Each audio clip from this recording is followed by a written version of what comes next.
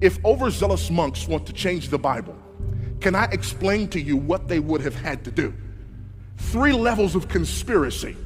Level number 1, they would have had to have a manuscript conspiracy. When we're talking about just the New Testament itself, there are over 6,000 manuscripts or portions of manuscripts for the New Testament itself. Now that may not sound like a lot to you, but can I compare it to a couple of things?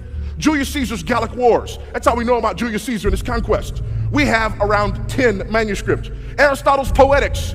We have nearly 5 manuscripts. When it comes to the writings of Herodotus, we have less than 10 manuscripts. When it comes to the writings of Homer, less than 10 of each of his writings. When it comes to the New Testament, we have 6,000 manuscripts or portions of manuscripts for the New Testament. Folks, that's not even close. Well, you don't have the originals. No, we really don't. But guess what? We can get earlier than AD 120 with some of the copies that we have.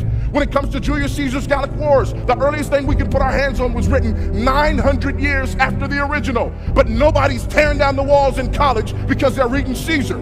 When it comes to Aristotle, the earliest thing we can put our hands on was written 1,400 years after the original. But when it comes to the New Testament, we can put our hands on documents that were written within decades of the originals. So if these overzealous monks wanted to doctor the Bible, what they would have to do is find over 6,000 manuscripts, change all of them, not show their ink work, get them all back where they stole them from, and never tell anybody what they did. That's just level number 1.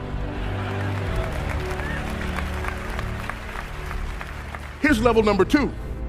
Jesus said, go and make disciples of ta ethne, every people group. Funny thing about people groups, they tend to speak different languages.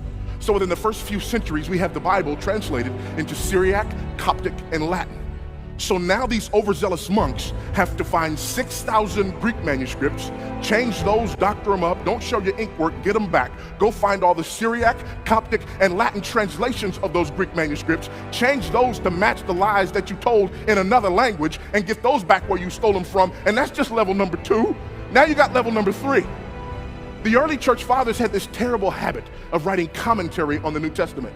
So much so that Bruce Metzger argues, if all we had of the New Testament was the quotations and citations by the early church fathers, we could reproduce over 95% of the New Testament just from their writings. So now these overzealous monks have to find 6,000 manuscripts and portions of manuscripts, steal them, change them, don't show your ink work, get it back without anybody finding out. They got to find Syriac, Coptic, and Latin translations, change those to match the lies that they told in the 6,000 manuscripts, get those back where they stole them from, and then find all of the writings of all of the early church fathers, change those to match the lies that they told 2 layers ago, get those put back, never tell anybody what they did, and never ever get caught. Help you if you believe that.